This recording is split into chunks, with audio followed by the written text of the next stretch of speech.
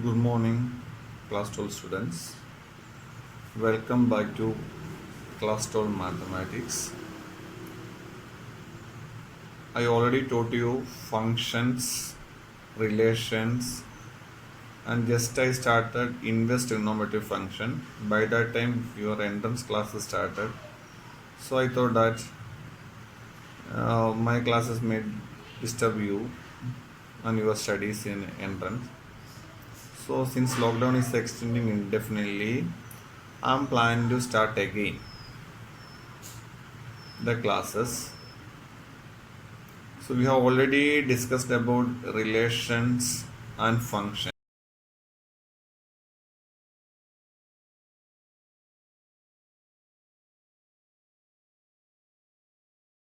Relations, we have discussed about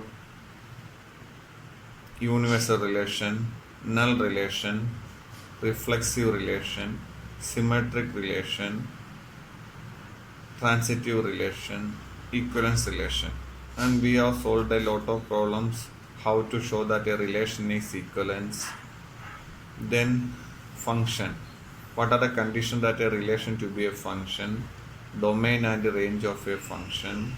Then different type of function, especially one, onto, into, many one. Then bijectivity. Condition that a function is having inverse. All these type of problems we solved, and first chapter finished also, and some problems are remaining that we will do in the classes. Now the next chapter is inverse trigonometric function. I already told you that inverse trigonometric function, it is specially defined because for sin x, what is the domain? Set of real numbers, and range is closed interval -1 +1. But for defining an inverse function, it should be 1 and onto. If an inverse function, it is 1 and onto.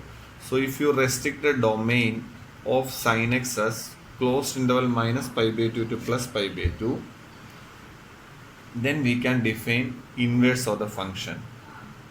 So if you restrict the domain of sin x as closed interval -π/2 to +π/2 and range as closed interval -1, then we can define a inverse function that is called sin inverse x. So sin inverse x is a function with the domain closed interval -1 +1 and range closed interval -π/2 to +π/2. And this closed interval -π/2 to +π/2, that is called a principal value branch. Similarly, for cos inverse x, it is here closed interval 0π is the principal value branch. Like that, for all trigonometric inverse trigonometric function, we can define domain and range, and it is given also. So principal value branch means we are restricting the domain of original trigonometric function and we are getting inverse trigonometric function. So inverse trigonometric function, a lot of properties are there, and some other properties I have given. So anyway, I will start once again inverse trigonometric function. So prepare for that. The remaining video I will send later on. So just revise inverse trigonometric function. I will start it again. So just go through the portion.